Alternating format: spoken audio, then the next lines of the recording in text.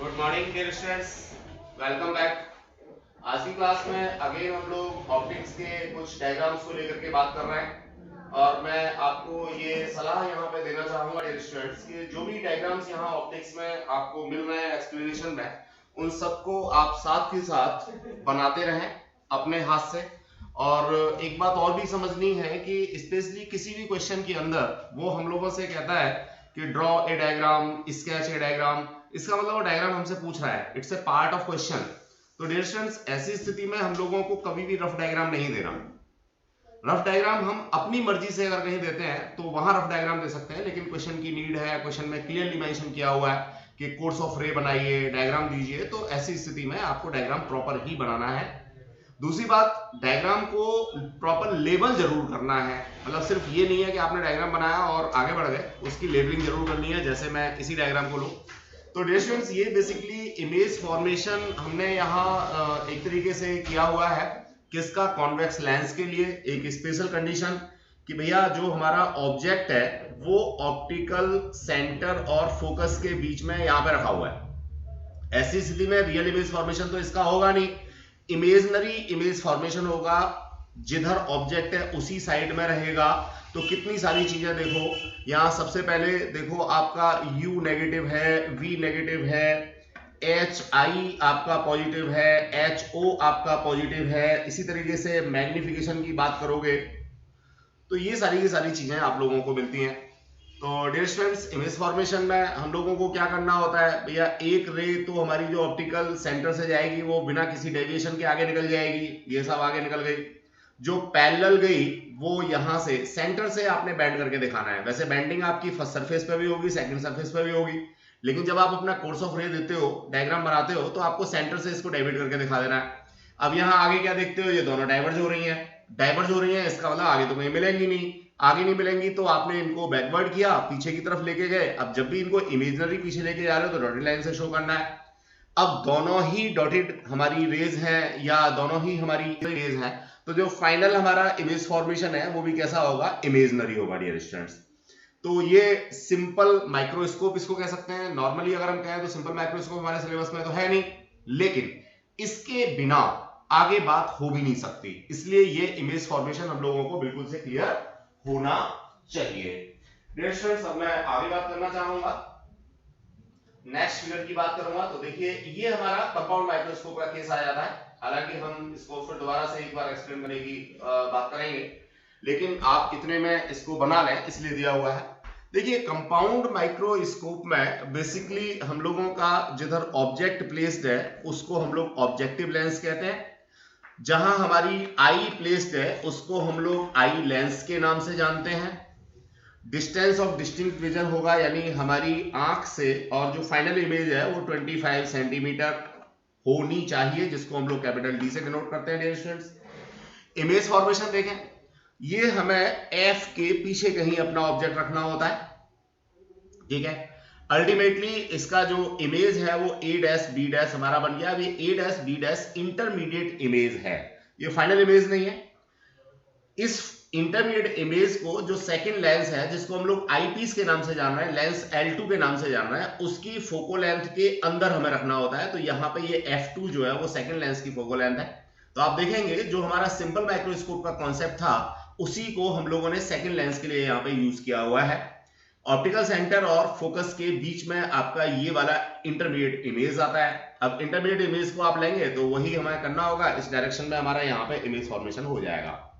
तो डिस्टेंस कोई जरूरी नहीं है कि जहां आपका इनिशियल ऑब्जेक्ट रखा हुआ था उसी के नीचे फाइनल इमेज बने, ये यहां भी बन सकता है, इन दोनों लेंस के बीच में भी बन सकता है।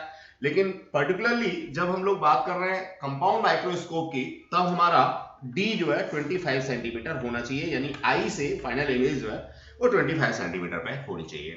अब न्यूमेरिकल है, तो जब तक मुझे कोर्स ऑफ रे क्लियर नहीं होगा, जैसे ये 20 सेंटीमीटर मैं क्या लिखूंगा, दैट इज यूओ, माइनस का 20 सेंटीमीटर होगा।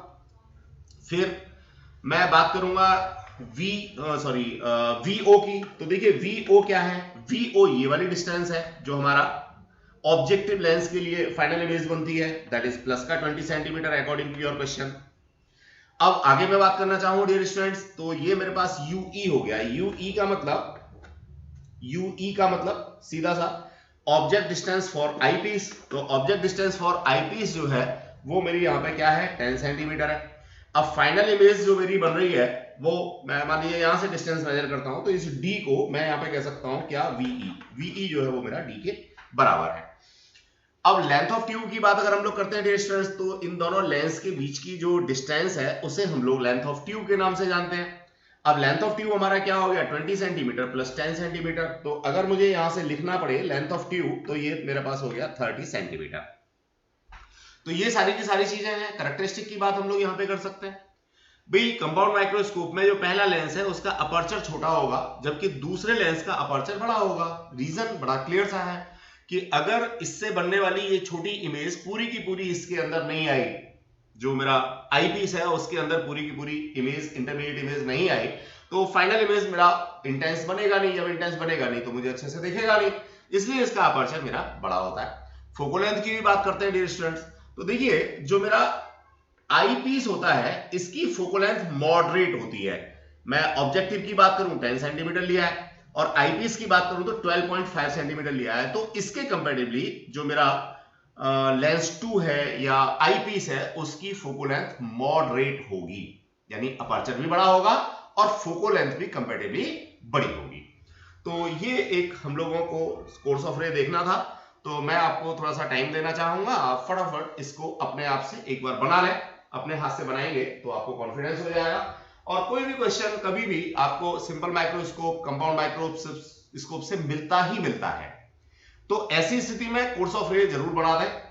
पूरा क्वेश्चन कर पाते हैं बहुत अच्छी बात है, नहीं कर पाते कोर्स ऑफ रे जरूर बनाएं, उसकी नॉमेनक्लेचर जरूर करें। जो भी डाटा आपको दे रखा है या जो आपको आता है उन सारी चीजों को इसके ऊपर मेंशन जरूर कर दें। तो आपको पार्शियल मार्किंग का या मैं कहूंगा जो स्टेप मार्किंग है उसका बेनिफिट हो जाता है डियर स्टूडेंट्स। अगर आपका पूरा सही है फिर तो पूरे मार्क्स मिलने हैं। डियर स्टूडेंट्स इस फिगर की बात में कॉम्बिनेशन ऑफ लेंस सीरीज को कह सकते हैं और कंपाउंड माइक्रोस्कोप भी कह सकते हैं। इस फिगर के बाद मैं बात करना चाहूंगा, यहाँ देखिए अगर हम इस फिगर को देखते हैं तो बहुत सारी जगह पे काम आती है। जैसे आपका एक एक्सपेरिमेंट ही है जो आप concave plano concave lens water का बनाते हो और उसकी फिर रिफ्रैक्टिव इंडेक्स निकालते हो। तो ये सारा जो प्रैक्टिकल हमने कराया था प्रैक्टिकल वाली वीडियो में सारा एक्सप्लेन किया हुआ है। अब यहाँ देखें ये मान लीजिए मेरे पास मिरर है तो होगा क्या कि फोकस पे अगर कोई मेरा ऑब्जेक्ट रखा हुआ है तो लेंस से निकलने के बाद ये रेज मेरी कैसी हो जाएंगी, पैरेलल हो जाएंगी। पैरेलल हो जाएंगी तो मिरर के साथ में 90 डिग्री का एंगल बनाते हुए ये गिरेंगी, यानी इंसिडेंट एंगल मिरर पे जो होगा वो जीरो होगा। जब इंसिडेंट एंगल जीरो होगा तो रिफ्लेक्टेड एंगल भी जीरो होगा। रिफ्लेक्टेड एंगल जीरो होगा तो उसी पाथ पे ये वापस चली जाएंगी। अब उसी पाथ पे वापस चली जाएंगी तो फर्दर सेम पाथ को रिट्रेस करते हुए जहां मेरा ऑब्जेक्ट रखा था उसी के ऊपर इसका इमेज बन जाएगा। तो डियर स्टूडेंट्स ये फिलॉसफी है। अब मैं क्या करता हूं, मैं सिंपल सा अगर वाटर का कोई लेंस बनाता हूं तो यहां बीच में वाटर फिल कर देता हूं। अब वाटर फिल कर देता हूं तो ऐसी स्थिति में क्या होगा, ये जो रेज हैं जो पैरेलल जा रही थी अब पैरेलल तो जाएंगी नहीं। ये जो मेरा वाटर का कॉनकेव लेंस है इनसे क्या हो जाएगा, ये डाइवर्ज हो जाएंगी। तो पैरेलल रेज मेरी डाइवर्ज हो जाएंगी तो ऑब्वियसली फिर मेरा फोकस यहां पे ना मिलकर के कंपैरेटिवली ऊपर फोकस मिलेगा। तो डियर स्टूडेंट्स इस तरह से मैं एक बार सिंगल लेंस की फोकल लेंथ निकालता हूं, फिर मैं जो कॉम्बिनेशन है उसकी फोकल लेंथ निकालता हूं। अब सिंगल लेंस और कॉम्बिनेशन की बात में करूं तो दोनों लेंस जो वाटर का लेंस बना है या कोई दूसरा लिक्विड भी हो सकता है, ग्लिसरीन हो सकती है या व्हाटएवर सो डीजल हो सकता है, पेट्रोल हो सकता है, केरोसिन हो सकता है, वो जिसके लिए पूछ ले आपसे। तो डियर स्टूडेंट्स जो दोनों लेंस है वो एक दूसरे के कांटेक्ट में है। यहां से आपको और अच्छे से समझ में आ जाएगा। ये देखिए ये दोनों कांटेक्ट में है और खास बात इन दोनों की जो रेडियस ऑफ कर्वेचर है वो भी सेम होगी। अब कांटेक्ट में है तो मेरे पास फॉर्मूला होता है क्या, 1/f equals to 1/f1 plus 1/f2। Sign convention के साथ में यहाँ पे वैल्यू आप डाल देंगे। जो अननोन है उसमें साइन कन्वेंशन नहीं डालना है, आपने नोन का ही डालना है। तो इस तरह से आपके पास कॉम्बिनेशन आ गया और जो f1 है वो आ गया। तो f2 का जो वैल्यू है वो विद साइन ऑटोमेटिकली यहां से निकल के आ जाएगा। आप देखेंगे तो f2 यहां से आपका नेगेटिव में आएगा। नेगेटिव में आएगा, सीधी सी बात है कि कॉनकेव आपको लेंस मिल रहा है। तो डियर स्टूडेंट्स ये कॉम्बिनेशन की बात थी। किस तरह से इमेज फॉर्मेशन होता है। अब इसके ऊपर न्यूमेरिकल भी आपका हो सकता है, प्रैक्टिकल में तो आपसे पूछा ही जाता है, वहां तो कोई बात ही नहीं है, प्रैक्टिकल के लिए तो करना ही है तैयार आपको। प्रैक्टिकल वाली वीडियो में आप देखेंगे तो और भी अच्छे से समझ आ जाएगा आपको। ये देखिए कॉम्बिनेशन ऑफ लेंस मिरर के कुछ कॉन्सेप्ट है। अब जो कमजोर दिल वाले बच्चे हैं वो तो इन क्वेश्चंस को देखेंगे ना, लेकिन जिन लोगों को 70 आउट ऑफ 70 लाना है उनके लिए एसेंशियल है, कॉम्पिटिटिव एग्जाम्स के लिए एसेंशियल है। डिस्टेंस यहाँ देखिए, यहाँ जो मिरर हम लोगों ने प्लेस किया है वो थोड़ा सा डिस्टेंस अपार्ट प्लेस किया है। ऐसी स्थिति में क्या होगा, ये जो कन्वर्जिंग बीम है अगर ये मिरर ना होता तो यहां जाकर के फोकस होती। ऑब्वियस है, मैंने बीच में मिरर अगर रख दिया तो अब पीछे तो इमेजिनरी रे जाएंगे जो मैंने डॉटेड से दिखा रखा है। होगा क्या, अब ये जो एफ पर पॉइंट मेरा बन रहा है किसकी वजह से, इन इंसिडेंट रेज की वजह से, ये मेरा अब ऑब्जेक्ट की तरह से वेव करेगा। तो प्लेन मिरर में क्या होता है, प्लेन मिरर में जितना पीछे क्या होती है डियर स्टूडेंट्स, इमेज होती है या इस केस में ऑब्जेक्ट होता है, उतना ही आगे जाकर के इसका क्या बनेगा, इमेज बनेगा। अब dear students image course of ray मैं यहां से दिखा सकता हूं कि भैया ये रे ऐसे गई और ये यहां पे इंटरसेक्ट हुई, तो ऑब्वियसली जितना ये डिस्टेंस ये वाला है उतना ही डिस्टेंस ये वाला होगा। अब यहां आने के बाद फिर ये क्या हो जाएंगी, स्प्रेड हो जाएंगी, तो इमेज फॉर्मेशन यहां कहीं मेरा फाइनल मिल जाएगा। तो ये कॉन्सेप्ट है डियर स्टूडेंट्स, ये बीच की डिस्टेंस के ऊपर ये बात हमें डिपेंड करती है कि वो ऑप्टिकल सेंटर से ही निकलेंगी या ऊपर नीचे से निकलेंगी, तो आपको कोर्स ऑफ रे बना के देख लेना चाहिए। अब यहाँ डिफरेंट मैंने बना रखे हैं, जैसे इसको नीचे वाली फिगर को हम लोग देखते हैं तो इसमें हमने क्या किया, मिरर को और थोड़ा पीछे शिफ्ट कर दिया, तो ऑब्वियसली विदाउट मिरर जो ये इमेज थी ये इस मिरर के लिए एज ऑब्जेक्ट वेव होगी।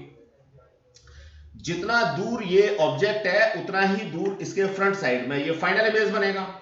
अब डियर स्टूडेंट्स इसको आगे भी किया जा सकता है, कैसे कि ये जो फाइनल इमेज बन रहा है किस किस का, इनिशियल ऑब्जेक्ट, इंटरमीडिएट ऑब्जेक्ट का ये फाइनल इमेज, अब यहां पे जो रखा हुआ ऑब्जेक्ट है फर्दर इससे जो रे निकलेंगी वो फिर यहां पे जाकर के क्या बना देगा, कोई दूसरा इमेज बना देगा। तो सक्सेसिव इमेजेस यहां पे बनती हैं। अब वो जिस स्टेप तक आपसे पूछता है उस स्टेप तक देनी है, ठीक है। तो ये कॉन्सेप्ट है डियर स्टूडेंट्स जब हम लोग मिरर और लेंस का कॉम्बिनेशन करते हैं। अब प्लेन मिरर है तो इसमें कोई फोकल लेंथ और उसका फंडा ही नहीं है, लेकिन अगर ये कर्व मिरर आ जाए जैसे कॉन्वेक्स लेंस और कॉन्वेक्स मिरर, अगर आपको ये कोर्स ऑफ रे समझ में आ गया तो मैं समझता हूं फिर आपको कोई दिक्कत नहीं होगी। आप जरा देखें इस फिगर को, बड़ा मजेदार सा केस, क्या थोड़ी देर के लिए मान लीजिए कि ये वाला मिरर नहीं है, ये वाला मिरर नहीं है, तो ऑब्वियसली ये जो डॉटेड लाइन से हम लेके गए यहां पे जाकर के फाइनल इमेज बनने वाली है किसकी, इस ऑब्जेक्ट की। जैसे कि मैं मिरर रखूंगा तो जो फाइनल इमेज जिसको मैं कह रहा था वो इंटरमीडिएट ऑब्जेक्ट की तरह से काम करेगी। अब ये इंटरमीडिएट ऑब्जेक्ट के लिए क्या हो गया भैया, ये ऑब्जेक्ट डिस्टेंस हो गई। इस ऑब्जेक्ट डिस्टेंस और इस मिरर की फोको लेंथ को लेकर के आपने क्या निकालना होगा, v निकालना होगा। तो v निकालने के लिए चूंकि कॉन्वेक्स है तो ऑब्वियसली v आपका यहां कहीं आएगा, ये वाला डिस्टेंस आपका v हो गया किसके लिए, इस मिरर के लिए डियर स्टूडेंट्स, ठीक है। अब यहां मान लीजिए आपका ये इमेज बन गया, अब इस लेंस के लिए फर्दर ये वाला इमेज एज ऑब्जेक्ट बिहेव करेगा, अल्टीमेटली इसकी फाइनल इमेज मेरी बनेगी। तो इस तरह से सक्सेसिव इमेजेस का कॉन्सेप्ट है, इस चीज को हम लोगों ने यहाँ पे और भी क्लियर किया है। तो जब भी हम लोगों को कॉन्वेक्स मिरर की फोकल लेंथ निकालनी होती है तो हम लोग इस कॉम्बिनेशन को यूज करते हैं और वो पॉइंट लाते हैं जिससे कि ये मेरा मिरर जो है वो रेडियस ऑफ कर्वेचर के बराबर पे आ जाए। तो ऐसी स्थिति में क्या होता है, ये जो इंटरमीडिएट इमेज है इसका फाइनल इमेज ऑब्जेक्ट के ऊपर ही मिल जाता है। तो ये चीज हमें फाइंड करनी होती है। तो उस स्थिति में ये मेरे पास ऑब्जेक्ट डिस्टेंस हो गई, ये डिस्टेंस हो गई, distance between mirror and lens, और ये हो गया मेरा रेडियस ऑफ कर्वेचर। तो रेडियस ऑफ कर्वेचर आते ही मिरर के केस में मैं निकाल के दे सकता हूं, इसकी फोकल लेंथ निकाल सकता हूं, इसका जो पावर है उसे निकाल सकता हूं, सॉरी पावर तो होगा नहीं, मिरर है। तो डिस्टेंस ये सब चीजें हैं हम लोग यहां से कैलकुलेट कर सकते हैं। अब चूंकि कॉम्बिनेशन है तो हर किसी के बस का नहीं है, लेकिन कर सकते हैं, कोई दिक्कत नहीं है। डियर स्टूडेंट्स अब हम लोग थोड़ा सिनेरियो को चेंज करते हैं और प्रिज्म पे आते हैं। तो प्रिज्म का कोर्स ऑफ रे जितना भी मैक्सिमम हो सकता है उस चीज को हम लोग यहाँ देखते हैं। सबसे पहले तो ये समझना है कि एंगल ऑफ प्रिज्म कौन सा होता है। भैया एंगल ऑफ प्रिज्म जो है बेसिकली जो मेरा इंसिडेंट रे और रिफ्रैक्टेड रे है, इन दोनों को कंटेन करने वाले जो फेसेस हैं, इन फेसेस के बीच में जो एंगल बनता है वो मेरा एंगल ऑफ प्रिज्म होता है। अब ठीक है, इक्विलैटरल ट्रायंगल प्रिज्म है तो आप तीनों को कह सकते हो कि भैया तीनों बराबर हैं तो कोई भी मेजर कर लो, लेकिन ऐसा करना नहीं चाहिए। आपको जो प्रिज्म एंगल है वो कौन सा है, ये बात आपको यहां से क्लियर होनी चाहिए। चलिए डियर स्टूडेंट्स, अब आगे बढ़ते हैं। आगे मैंने इस सरफेस के ऊपर इंसिडेंट रे डाली तो नॉर्मल टू प्लेन के साथ में ये एंगल बना, इंसिडेंट एंगल हो गया जी। यहां से नॉर्मल टू प्लेन से क्या होगा, ये रे जो है मेरी डेविएट हो जाएगी। तो चूंकि रेयर से डेंसर जा रही है तो ऐसी स्थिति में टुवर्ड्स नॉर्मल होगी। नॉर्मल मेरा ये है तो ये यहां पे हो गई साहब। अब ये मेरे पास गई। अब कोई बच्चा कहता है जी ये वाला फेस और ये वाला दोनों क्या होंगे, पैरेलल होंगे। ऐसा कोई हमेशा जरूरी नहीं होता, हो सकते हैं पर्टिकुलर केस में, लेकिन जरूरी नहीं होता। चलिए, अब ये वाली रे सेकंड सरफेस के लिए डेंसर टू रेयर में रिफ्रैक्शन का कॉन्सेप्ट कर रही है, तो फिर यहां एक आप नॉर्मल टू प्लेन बनाओगे। ये मेरे पास इंसिडेंट एंगल हो गया सेकंड रिफ्रैक्शन के लिए। इस एंगल ऑफ रिफ्रैक्शन को आप एंगल ऑफ इंसिडेंस को यूज करते हो यहां पे, तो ये मेरे पास इमर्जेंट एंगल हो गया। तो डियर स्टूडेंट्स, ये कॉन्सेप्ट मेरे को यहां पे मिलता है। अब मैं एंगल ऑफ डेविएशन की बात करता हूं तो थोड़ी देर ये मान लेता हूं कि ये प्रिज्म है ही नहीं। जब प्रिज्म है ही नहीं तो इंसिडेंट रे का ये मेरे पास डायरेक्शन है, ठीक है, और जो इमर्जेंट रे है ये वाला डायरेक्शन है। तो इन दोनों के बीच में जो ये स्मॉल एंगल बनता है इसे हम लोग एंगल ऑफ डेविएशन कहते हैं और डेल्टा से डिनोट करते हैं। अब बाकी सारा प्रूफ तो मैं आपको नहीं करा रहा, बाकी सारा प्रूफ तो आपको कहां से करना है, जो रेगुलर क्लास है उसी से करना है। लेकिन डियर स्टूडेंट्स, आपको ये फिगर बिल्कुल क्लियर होनी चाहिए। अब यहां चार एंगल बनते हैं, आई बनता है, आर बनता है, आर डैश बनता है और आई डैश बनता है। तो ये जरूर मैं लिखना चाहूंगा यहां पे, sine i over sine r equals to a mu g. दूसरा मैं लिखना चाहूंगा dear students, sine r dash over sine i double dash या dash equals to what, g mu a. ये बात जरूर मैं आपको यहां पे बताना चाहूंगा।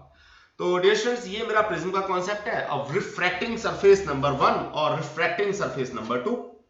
दोनों के लिए मैंने यहाँ पे स्नेल्स लॉ आपको लगा के दिखा दिया। तो ये कोर्स ऑफ रे अगेन अपने हाथ से बनाए, फटाफट देर नहीं, जितनी देर मैं एक्सप्लेनेशन दे रहा हूं उतनी देर सुनते रहिए मेरी बात और डायग्राम फटाफट अपनी कॉपी में बना लीजिए। सारे डायग्राम्स आपको बनाने हैं मेरे साथ साथ ही। अब डियर स्टूडेंट्स, ये आगे हमारा एक्सपेरिमेंटल ग्राफ आता है तो क्वेश्चन आपको वाइवा में भी पूछा जाता है, वैसे भी होता है। क्या है देखो सर, एक पर्टिकुलर वैल्यू जहां पे इंसिडेंट एंगल इमर्जेंट एंगल के बराबर होगा, वहां पे एंगल ऑफ डेविएशन मेरा क्या होता है, मिनिमम होता है। तो इसको मैंने यहां पे लिखा है delta equals to delta m. तो जो फॉर्मूला आप लोग यूज करते हो रिफ्रैक्टिव इंडेक्स निकालने के लिए, वहां पे आपको डेल्टा एम चाहिए, मिनिमम डेविएशन एंगल चाहिए, तो आपको इस ग्राफ की हेल्प से ही मिलता है। अब डियर स्टूडेंट्स, यहां 10 रीडिंग कम से कम आपको लेनी चाहिए। 4 रीडिंग आपकी ये आ गई साहब, 4 आपको ये आ गई। अब 8वीं के बाद में 9वीं 10वीं जो रीडिंग है वो आपको कहीं ना कहीं इस ग्राफ के बनाने के बाद लेनी है, जो यहां और यहां आएंगी तो उतना ही अच्छा आपको ये ग्राफ मिल जाएगा और उतनी ही एक्यूरेट वैल्यू आपको मिल जाएगी। तो डियर स्टूडेंट्स, ये हमारा कॉन्सेप्ट था इंसिडेंट एंगल और एंगल ऑफ डेविएशन के बीच में। अब बहुत सारे बच्चे तो प्रिज्म वाला एक्सपेरिमेंट कह के छुट्टी कर देते हैं, उन्हें चारों को यही नहीं पता होता कि प्रिज्म वाले एंगल में इंसिडेंट एंगल क्या है, रिफ्रैक्टेड एंगल क्या है। बस उल्टा सीधा बस शेप कहीं से रोड मेमोरी में डाल ली और जाके बना के आगे बात खत्म हो गई। तो डिस्टेंस इसका वाइवा भी बहुत सारा बनता है और जो आपका फाइनल एग्जामिनेशन है, थ्योरेटिकल एग्जामिनेशन है 70 वाला, उसमें भी वो क्वेश्चन यहां से कई बार आपसे पूछ लेता है। आगे बढ़ते हैं डिस्टेंस। ये जो ऊपर जितना भी काम हम लोग करते आ रहे हैं, ध्यान रहे ये सब मोनोक्रोमेटिक के लिए कर रहे हैं, पर्टिकुलर वेवलेंथ के लिए कर रहे हैं। अगर वेवलेंथ हमारी अलग अलग है तो इमेजेस भी हमारी अलग अलग बनती हैं। तो प्रिज्म में सबसे पहले मैं इमेज के बारे में बात करना चाहूंगा कि प्रिज्म में अगर डिफरेंट वेवलेंथ है तो क्या होगा। देखिए, एक कॉचीज रिलेशन होता है, आगे मैं उसको एक्सप्लेन करूंगा आपको। उसके बेसिस पे हम समझेंगे कि यहां से ये डिफरेंट कलर्स में क्यों टूट गई। व्हाइट लाइट डाली तो व्हाइट लाइट में क्या है, विवग्योर है, सारी की सारी 4000 वेवलेंथ यहां पे है। नंबर ऑफ वेवलेंथ कितना है, 4000 है। आपको पता होगा 3900 से 7800 तक व्हाइट का स्पेक्ट्रम मेरे को मिलता है एंगस्ट्रॉम में। तो 4000 कलर हैं ये, अब हर कलर का डेविएशन पहले ही सरफेस से अलग अलग होगा, दूसरे सरफेस पे जाकर के डेविएशन और ज्यादा बढ़ जाएगा। अल्टीमेटली आपको यहां स्क्रीन पे विबग्योर पूरा का पूरा अलग अलग दिखने लगेगा। अब यही चीज अगर मैं बात करूं किसमें, जो स्लैब है, तो स्लैब में क्या होता है बच्चों, जो यहां देखिए टूटता यहां भी है, यहां भी ये डिफरेंट कलर्स में टूट जाएगा, लेकिन जो दूसरा सरफेस है इस दूसरे सरफेस पे जाकर के ये फिर दोबारा से एक ही हो जाता है। इसलिए आपको यहां जिस कलर की लाइट यानी व्हाइट डाली थी तो व्हाइट ही बाहर मिल जाती है, जबकि प्रिज्म में ऐसा नहीं होता। प्रिज्म में पहले वाला इसको ब्रेकअप करेगा और दूसरे वाला और ज्यादा इसको डेविएट कर देगा। अल्टीमेटली आपको यहां पे डिफरेंट कलर्स मिल जाएंगे। अगर आप ग्लास स्लैब की बात करें तो दो प्रिज्म एक दूसरे के ऊपर नीचे उल्टा लगा करके आप ग्लास प्रिज्म ले सकते हैं। जैसे ये रहा नीचे वाला डायग्राम, देखेंगे आप नीचे वाले डायग्राम में क्या हो रहा है देखते हैं। नीचे वाले डायग्राम में हमने दो प्रिज्म ले रखे हैं, दोनों को अपोजिट फेजेस पे लगा रखा है। तो जो चीज मैं आपको दिखाना चाह रहा था स्लैब के अंदर, वो चीज यहां पे हम लोगों ने करके दिखाने की कोशिश की है। अब डियर स्टूडेंट्स, ये वेवलेंथ क्राउन क्लास के लिए, फ्लिंट क्लास के लिए क्या रिफ्रैक्टिव इंडेक्स होता है, ये यहाँ पे हमने दे रखा है जस्ट फॉर ए शेक। आपको रूट मेमोरी में डालने की जरूरत नहीं है, या तो वो देगा। येलो के लिए आप 6000 यूज कर सकते हैं। जो भी रिफ्रैक्टिव इंडेक्स आपको प्रोवाइड किए जाते हैं वो येलो को ही कंसीडर करके, यानी जो मीन वेवलेंथ है उसको ही कंसीडर करके दिए जाते हैं। अब ये यहाँ डिफरेंट कलर्स के लिए हम लोगों ने शो करने की कोशिश की है एंगल ऑफ डेविएशन। तो ऑब्वियसली रेड का जो डेविएशन है वो सबसे कम होगा, दैट इज फॉर रेड, और वॉयलेट का डेविएशन सबसे ज्यादा होगा। अगर मैं एंगुलर डेविएशन की बात करूं तो ये delta we minus delta R, ये मेरे को मिल गया रेड और वॉयलेट के बीच का एंगल। मैं इसको ऐसे भी देख सकता हूं, ये वाला एंगल। तो अब यहां एंगुलर डिस्पर्जन के लिए जो फॉर्मूला है बड़ा आसान से निकल गया था, 3 लाइन का तो है ही। आपने डेविएशन पहले वॉयलेट के लिए निकाला, फिर रेड के लिए निकाला। यहां आप देख रहे हो एंगुलर डिस्पर्जन के लिए delta we minus delta R किया हुआ है, इसको आपने सेपरेट किया, आपको फाइनल आंसर मिल गया। बट कीप इन माइंड यहाँ पे जो प्रिज्म एंगल है वो आपका छोटा होना चाहिए। अगर बड़ा है तो फिर उसके लिए अलग से फॉर्मूला होता है, अलग डेरिवेशन होता है, रेगुलर क्लासेस में आप देखेंगे मिलेगा। आगे बढ़ते हैं डियर स्टूडेंट्स। अब देखिए यहाँ क्या किया हमने, जो प्रिज्म लिया था उसके एक सरफेस को पॉलिश कर दिया तो ये मिरर की तरह से काम करना शुरू कर देगा। अब मिरर की तरह से काम शुरू कर देगा तो यहाँ एक पर्टिकुलर इंसिडेंट एंगल होगा जिस पे रे जो है वो मेरी रिट्रेस हो जाएगी। कैसे रिट्रेस हो जाएगी कि मिरर के ऊपर, इस सरफेस के ऊपर जो इंसिडेंट रे है वो 90 डिग्री साथ में जा रही है, यानी इंसिडेंट एंगल मेरा 0 हो गया। इंसिडेंट एंगल 0 हो गया तो अगेन रिफ्रैक्टेड एंगल मेरा 0 होगा। अल्टीमेटली उसी पाथ को रिट्रेस करेगी और यहाँ पे मेरे को मिल जाएगी। तो इसके ऊपर भी कई बार आप लोगों को क्वेश्चन यहाँ पे मिल जाते हैं। आप क्या करेंगे, यहाँ सिंपल सा आप लोगों ने sine i over sine r equals to a mu g लगाना है जी, कुछ नहीं करना, बस इसके बेसिस पे आपके आंसर आ जाते हैं। अब डियर स्टूडेंट्स नेक्स्ट हम लोग देखें। नेक्स्ट फिगर में हमने क्या किया कि हमारे पास कोई व्हाइट लाइट सोर्स था, मोनोक्रोमेटिक नहीं था, व्हाइट था।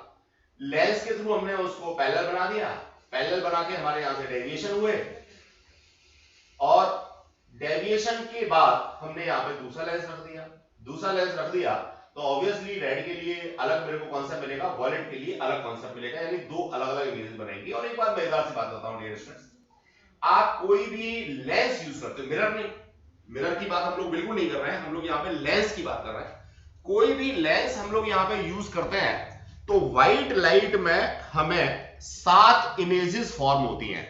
कितनी इमेज फॉर्म होती हैं? 7 इमेजेस फॉर्म होती हैं। या मैं ये कह सकता हूं कि कोई भी मेरे पास लेंस है, चाहे वो कॉनकेव है, कॉन्वेक्स है, तो उसकी जो फोको लेंथ है वो भी अलग अलग कलर्स के लिए अलग अलग होंगी। अभी आगे मैं कॉचीज रिलेशन आपको बताऊंगा। तो रिफ्रैक्टिव इंडेक्स भी अगर मैं देखूं, जैसा अभी टेबल मैंने देखी थी, तो अलग अलग कलर के लिए अलग अलग रिफ्रैक्टिव इंडेक्स होता है। लेकिन हम लोग यहां मोनोक्रोमेटिक कंसीडर करते हुए, येलो लाइट को कंसीडर करते हुए सारी की सारी अपनी कैलकुलेशंस कर रहे होते हैं। अब आगे बढ़ते हैं डियर स्टूडेंट्स हम लोग। ये देखें यहां हमने सनलाइट की बात की है, सनसेट और सनराइज के टाइम में जो छोटे छोटे पार्टिकल्स हैं, डस्ट पार्टिकल हो सकते हैं, वाटर मॉलिक्यूल्स के कोलॉइडल सॉल्यूशन हो सकते हैं, स्कैटरिंग यहां से होती है। तो जितनी बड़ी वेवलेंथ होगी, जस्ट लाइक रेड की वेवलेंथ सबसे ज्यादा होती है विजुअल रीजन में, तो उसका जो स्कैटरिंग है वो सबसे कम होगा। आगे बढ़ाएंगे स्टूडेंट्स, तो टीआईआर के बेसिस पे, रिफ्रैक्शन के बेसिस पे हम लोग यहाँ रेनबो की बात करते हैं। दो तरह का रेनबो हम लोगों को मिलता है, primary as well as secondary. Primary rainbow की बात हम लोग करेंगे तो इसमें सिंगल टाइम टीआईआर होगा, ये हमारा प्राइमरी का कॉन्सेप्ट है। और जो सेकेंडरी रेनबो है, यहां कंफ्यूज मत होना, इसी फिगर को अपने दिमाग में डाल के जाना है आपने, दूसरी फिगर ही नहीं डालनी, यही फिगर डालनी है, बाकी कोई नहीं डालनी। यहां 2 टाइम्स टीआईआर हो रहा है, जहां 2 टाइम्स टीआईआर होगा तो उसे सेकेंडरी रेनबो कहेंगे।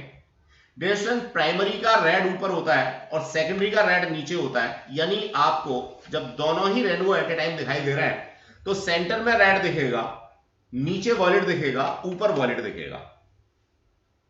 आई पे सबटेंड होने वाला एंगल जो मेरा सेकेंडरी रेनबो है 54 से 51, प्राइमरी रेनबो है 41 से 43, ये एंगल्स होते हैं।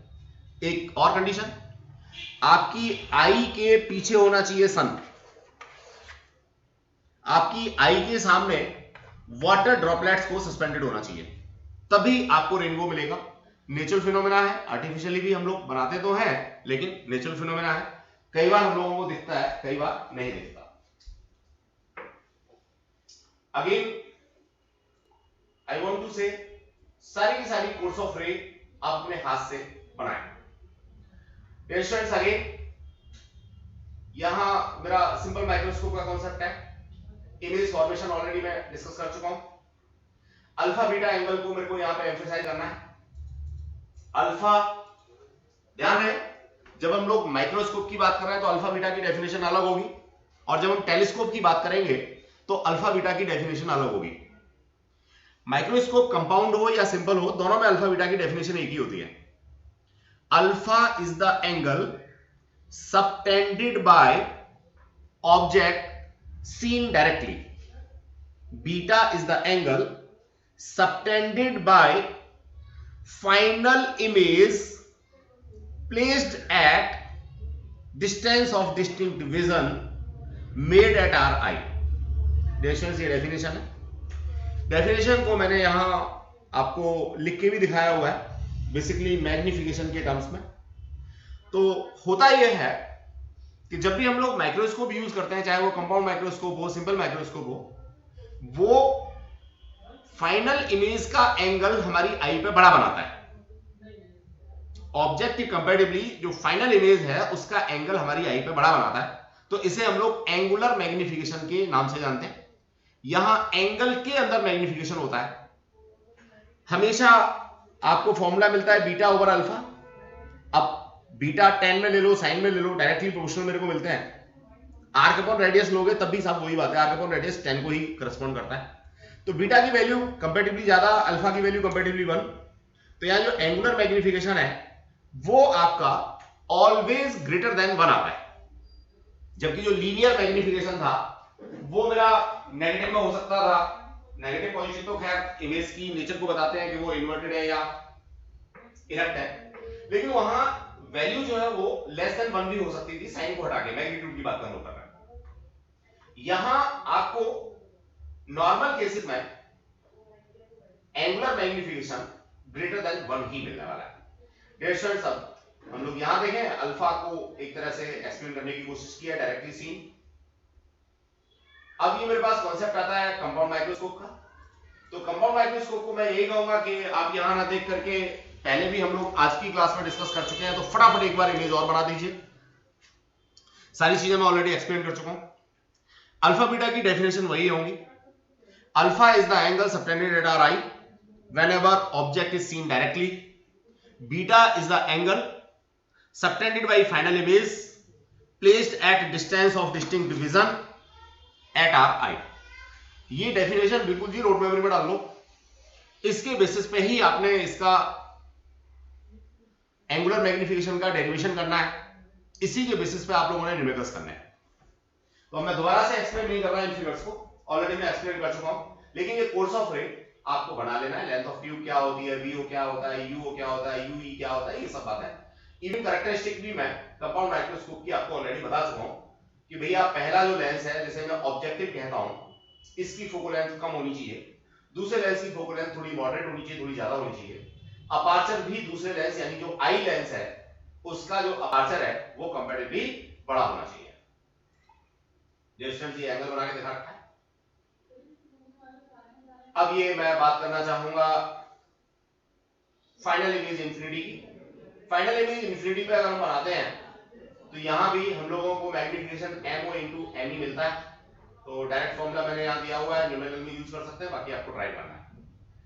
अब इन्हीं दोनों लेंसेज को लेकर के रीअरेंजमेंट करके मैं टेलीस्कोप बना सकता हूं। टेली का मतलब दूर, स्कोप का मतलब देखना, यानी जो दूर के ऑब्जेक्ट्स हैं अगर उनको मैं देखना चाहता हूं, अच्छे से देखना चाहता हूं, तो टेलीस्कोप यूज करूंगा।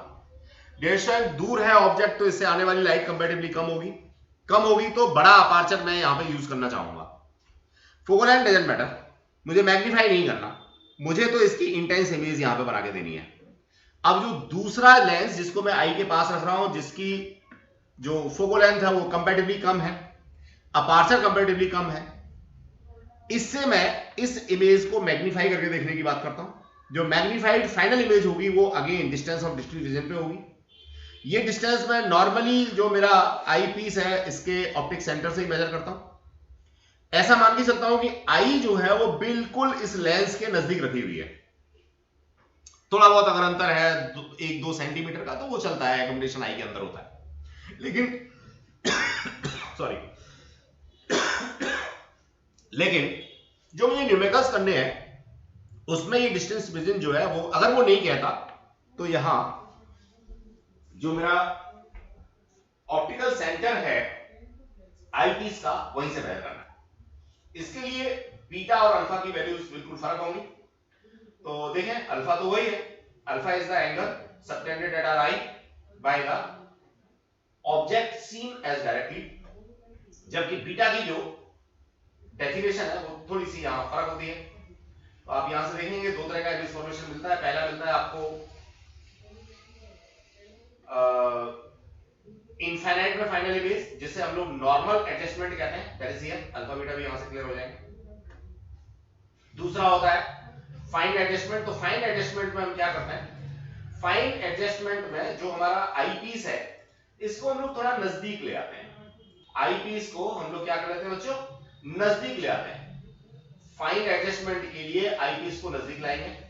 तो ये जो इमेज मेरी इनफाइनाइट में बन रही थी, ये इमेज मेरी कहीं ना कहीं यहां नजदीक बनना शुरू हो जाती है और एनलार्ज होकर के बनना शुरू हो जाती है। डियर स्टूडेंट्स, एस्ट्रोनॉमिकल टेलीस्कोप में 2 लेंस सफिशिएंट है, लेकिन अगर मैं टेरेस्ट्रियल टेलीस्कोप की बात करता हूं तो टेरेस्ट्रियल टेलीस्कोप में जो इमेजेस है वो मेरे को सीधी दिखनी चाहिए। तो यहां पे बीच में हम लोग एक इरेक्टिंग लेंस और यूज करते हैं, दैट इज इरेक्टिंग लेंस। इसका काम सिर्फ इमेज को इरेक्ट करना है, बाकी इसके अलावा कुछ भी नहीं। अल्टीमेटली जो लेंथ ऑफ ट्यूब है वो इन दोनों के बीच जो हम देख रहे हैं आई पीस और ऑब्जेक्टिव के बीच, वो बढ़ जाती है। कितना, इरेक्टिंग लेंस की 2f प्लस इरेक्टिंग लेंस की 2f, यानी इरेक्टिंग लेंस की 4f के बराबर हमारी ये लेंथ ऑफ ट्यूब बढ़ जाती है। मैग्नीफाइंग पावर पर इन सब चीजों पे कोई भी फर्क नहीं पड़ेगा। डिस्टेंस आगे बढ़ना चाहें, ये हमारे पास न्यूटोनियन रिफ्लेक्टिंग टाइप टेलीस्कोप है। अब देखो जो रिफ्रैक्टिंग टाइप था इसमें 3 लेंस यूज करने से क्या होता है, ये 100% ट्रांसमिट न करने के कारण जो फाइनल इमेज है इसकी इंटेंसिटी कम हो जाती है। अब उस इंटेंसिटी को प्रॉपर लाने के लिए हम लोग लेंस की जगह मिरर को यूज करना पसंद करते हैं। तो हमारा ये आ जाता है Newtonian reflecting type telescope. Distance बड़ा नॉर्मल सा कॉन्सेप्ट, देखिए क्या है, बड़ा बढ़िया सा डायग्राम आपने अपने आप से बना के जरूर देखना है। ये आपने यहां एक कॉनकेव या प्लेनो कॉनकेव लेंस लिया है। पैरेलल आने वाली रेज एक पर्टिकुलर सरफेस पे जाके टकराएंगी, मान लीजिए फोकस पे यहां पे टकराएंगी, लेकिन मैंने फोकस से पहले ही यहां एक प्लेन मिरर रख दिया। अब ये प्लेन मिरर क्या करेगा, इन रेज को डेविएट करके यहां मेरे को दे देगा। ये कॉलीमीटर है, मैं इसमें ये लेंस लगाता हूं तो ठीक, नहीं लगाता हूं तो आई ही ये काम मेरा कई बार करती है। अल्टीमेटली यहां पर डियर स्टूडेंट्स मेरे को रिफ्लेक्शन की वजह से फाइनल इमेज होता है तो कंपैरेटिवली इंटेंस होता है, चमकीला होता है। अब ये कॉनकेव मिरर भी मैं यहां यूज कर सकता हूं, नॉर्मली कॉनकेव मिरर ही यूज करता हूं, ये पॉलिश करके दिखा देता हूं आपको। चलिए ये न्यूटन ने दिया था इसलिए न्यूटन टाइप है। अब न्यूटन को थोड़ा सा मॉडिफाई किया किसने जी, गैलीलियो ने। तो गैलीलियो पैराबोलिक यूज कर लेते हैं या व्हाटएवर सो, यहां दो मिरर यूज करते हैं। स्पेशली जो न्यूटन का हमारा रिफ्लेक्टिंग टाइप टेलीस्कोप था, इसमें ये जो प्लेन मिरर इन्होंने यूज किया था, ये प्लेन मिरर जो यूज किया था, इस प्लेन मिरर को रिप्लेस कर दिया गैलीलियो ने किसके अंदर, कॉन्वेक्स के अंदर। तो कॉन्वेक्स मिरर और कॉनकेव मिरर दो यूज करते हैं। ये कॉनकेव मिरर है, ये वाला यहां पे पॉलिश है, ये कॉन्वेक्स मिरर है, यहां पे ये पॉलिश है। यहां बीच में हम छोटा सा होल कर देते हैं, तो बनने वाला इमेज मेरे को अगेन कॉलीमीटर में यहां पे आई पीस में मिलता है, कंपैरेटिवली इंटेंस होता है। रेजिस्टेंस ये मेरे रिफ्लेक्टिंग टाइप है, इनमें इंटेंसिटी कंपैरेटिवली ज्यादा होती है। इसको मैं कैस्केडिंग टाइप रिफ्लेक्टिंग टेलीस्कोप कहता हूं। ये गैलीलियो का दूसरा कॉन्सेप्ट आ गया, जिसमें वो फाइनल इमेज को दो ही लेंस से इरेक्ट बनाने की कोशिश करता है। इसके लिए वो क्या करता है, यहां पे एक कॉनकेव लेंस ले लेता है। तो डियर स्टूडेंट ये कॉन्सेप्ट है गैलीलियो के टेलीस्कोप का। इस तरह से इमेज फॉर्मेशन ऑलमोस्ट क्लियर हो जाता है। कुछ कॉन्सेप्चुअल्स हम लोग यहां और देखना पसंद करेंगे, जैसे ये मेरे पास कोई लेंस है, अब दो अलग अलग रिफ्रैक्टिव इंडेक्स को यूज करके लेंस बनाया हुआ है। ये जो शेडेड पोर्शन है इसका रिफ्रैक्टिव इंडेक्स अलग है, और जो नॉन शेडेड है इनका जो रिफ्रैक्टिव इंडेक्स है वो भैया अलग है। तो नो डाउट यहां से जो रे आएंगी वो अलग अलग कन्वर्ज होंगी। जो शेडेड पोर्शन है उसकी कन्वर्जन मान लीजिए ये वाली है, और जो शेडेड नहीं है ये वाला, इसकी कन्वर्जेंस सपोज ये है। तो लेंस आपको एक दिख रहा है, लेकिन इसके अंदर दो अलग अलग रिफ्रैक्टिंग मीडियम आपने ले रखे हैं। तो यहां से दो इमेजेस आपको मिलेंगी, या इसकी दो फोकल लेंथ होंगी। इंटेंसिटी जरूर कम हो जाएगी। अगर ये सिंगल लेंस होता तो ऑब्वियसली एक ही जगह पे इमेज बन रही होती तो इंटेंस होती। अब यहां दो इमेज बन रही है तो कंपैरेटिवली कम होगा। अब जरा देखिए, शेप से लेंस को नहीं बता सकते हम लोग जब तक कि हमें यह भी क्लियर ना हो कि लेंस का रिफ्रैक्टिव इंडेक्स क्या है। लेंस के मटेरियल का रिफ्रैक्टिव इंडेक्स बाहर के रिफ्रैक्टिव इंडेक्स के बराबर है, तो जो पैरेलल बीम आ रही थी वो बिना किसी डेविएशन के पैरेलल ही आगे निकल जाएंगी। देखने के लिए कॉन्वेक्स दिख रहा है, लेकिन ये कॉन्वेक्स की तरह से वेव नहीं करेगा। डियर स्टूडेंट एक कॉन्सेप्चुअल क्वेश्चन देखिए, ये जो ए मैंने एक लाइन ड्रॉ कर रखी है, यहां पे क्या रखूं कि ये इमेज मेरा प्रॉपर हो जाए। तो डियर स्टूडेंट जब तक ये ए मैंने यहां नहीं रखा, ये कोई ऑब्वियसली लेंस ही है, या तो कॉनकेव है या तो कॉन्वेक्स है। तो डियर स्टूडेंट जब तक ये ए लेंस मैंने नहीं रखा है तब तक यहां पे फोकस हो रहा है। लेकिन जैसे ही मैं यहां पे एस लगाता हूं तो यहां के बजाय दूर जाकर के फोकस होता है, यानी डाइवर्ज हो रहा है। तो ये डाइवर्जिंग लेंस होगा। अब डाइवर्जिंग लेंस होता है कौन सा, कॉनकेव। तो आंसर मेरा आया कॉनकेव। तो डियर स्टूडेंट्स इस तरह की फिगर के बेस पे भी कई बार रीजनिंग में क्वेश्चन आता है, और किस स्टडी भी वो बना देता है यहीं से। सेकंड कॉन्सेप्ट आप पढ़ सकते हैं। अब देखिए ये एनसीईआरटी का क्वेश्चन करने के लिए बड़ा आसान सा काम है। जिधर एंटीना लगा है आप यहां पे क्या करोगे, दो अलग अलग ऑब्जेक्ट ट्रीट कर लो भैया। ये जो आपके पास मोबाइल फोन रखा हुआ है, एक तो यू ले लो, ये इसको U1 कह दो, और दूसरा जो एंड है इसके लिए U2 ले लो। अब एक ही मिरर को आप दो बार मिरर इक्वेशन से रिजॉल्व करो। एक बार U1 लो, एक बार U2 लो, फोकल लेंथ तो सेम रहेगी दोनों के लिए। अल्टीमेटली जो आपको U1 है उसके लिए V2 मिलेगा, और जो U2 था उसके लिए आपको V2 मिलेगा, सॉरी दैट इज V1। तो आप इसमें परेशान ना हो, दो अलग अलग पोजीशंस लें, दोनों अलग अलग पोजीशंस के बेसिस पे आप दो अलग अलग V निकाल दें, और V1 V2 के बीच का डिफरेंस लेंगे तो आपको इसका जो लेंथ वाइज एलोंगेशन है वो भी मिल जाएगा। तो दो पार्ट में करें। अब कॉम्पिटिटिव एग्जाम वाले बच्चे डायरेक्ट एक फॉर्मूला भी यूज कर सकते हैं। डियर स्टूडेंट्स आगे देखें, पेंसिल का टेढ़ा होना हमने यहां दिखा रखा है, तो ये डायग्राम्स आपको प्रैक्टिस कर लेनी चाहिए। अगेन ये टेस्ट ट्यूब हम लोगों ने यहाँ पे डाली हुई है, तो यहाँ से रेज किस तरह से हमारी रिफ्लेक्ट होंगी ये हमने शो करने की कोशिश की है। ये पोरोप्रिज्म का कॉन्सेप्ट है, अगेन ये पोरोप्रिज्म का कॉन्सेप्ट है, ऑलरेडी हम करा चुके हैं। अब यहां बड़ा फेबुलस सा क्वेश्चन, मजेदार सा क्वेश्चन, कॉन्सेप्ट को क्लियर करने वाला, जरा देखिए। डिस्टेंस लेंस मेकर फॉर्मूले की बात करता है, 1/f, या इसको आपने पावर कहा था, P equals to 1/v minus 1/u equals to mu minus 1/r1 minus 1/r2। मैंने एक जनरल फॉर्मूला लिख लिया। अब डियर स्टूडेंट्स, अगर ये वाला म्यू जीरो हो जाए, ये जीरो कब हो जाएगा? जब लेंस के अंदर का मटेरियल और बाहर का मटेरियल एक ही है, तो ये जीरो हो जाएगा। जीरो हो जाएगा तो ये सारा ही जीरो हो जाएगा, सारा जीरो हो जाएगा तो पावर जीरो हो जाएगी, फोको मेरी इंफिनिटी हो जाएगी। ऐसी स्थिति में ये वाला इमेज फॉर्मेशन होगा। डियर स्टूडेंट्स, ये कन्वर्जिंग है, तो कन्वर्जिंग के लिए म्यू की वैल्यू मोर देन 1 हो जाए, कन्वर्जिंग हो गया। अब शेप बेशक यही है, लेकिन उल्टा हो जाए, बाहर का रिफ्रैक्टिव इंडेक्स ज्यादा है और जो मेरा लेंस मटेरियल है इसका रिफ्रैक्टिव इंडेक्स कम है। तो डियर स्टूडेंट्स, शेप मेरी कॉन्वेक्स होने के बावजूद क्या होगा? ये कॉनकेव की तरह से बिहेव करेगा, यानी फैला देगा इमेज को। ऐसा हम ऐसे समझ सकते हैं कि अगर मैं इनसाइड रिफ्रैक्टिव इंडेक्स कम लेता हूं, आउटसाइड रिफ्रैक्टिव इंडेक्स ज्यादा लेता हूं, तो इस फॉर्मूले के अंदर जो म्यू आ रहा है इसकी वैल्यू लेस देन 1 हो जाएगी। जब लेस देन 1 हो जाएगी तो ये ब्रैकेट मेरा नेगेटिव आ जाएगा। मैं R1 R2 की वैल्यू इसमें डालता हूं तो ये पॉजिटिव होता है। ये ब्रैकेट तो मेरे को पॉजिटिव दे रहा है, लेकिन ये दूसरा ब्रैकेट जो म्यू माइनस 1 वाला है ये नेगेटिव दे रहा है। अल्टीमेटली इसकी पावर, फोकल लेंथ सब कुछ नेगेटिव हो जाएगा। तो ये कॉन्वेक्स दिखने के बावजूद कॉनकेव की तरह से बिहेव करेगा। डन। इसी तरह से जब आप किसी लेंस को पानी में डालते हो, ग्लिसरीन में डालते हो, तो उसकी फोकल लेंथ पे क्या अंतर पड़ेगा? ये एक कॉन्सेप्चुअल क्वेश्चन आपको यहां से तैयार कर लेना चाहिए। डियर स्टूडेंट, जैसे मैंने कॉन्वेक्स के लिए दिखाया था वैसे ही कॉनकेव के लिए दिखा रखा है। आप चाहेंगे तो यहां से इसको एक बार सेल्फ रियलाइज कर लेंगे। एंगुलर मैग्निफिकेशन और लीनियर मैग्निफिकेशन में डिफरेंशिएट करने की कोशिश की है। यहां पे दोनों चीजें अलग अलग होती हैं, अभी थोड़ी देर पहले भी डिस्कस किया था। Again Porro prism, successive refraction, I have already clear.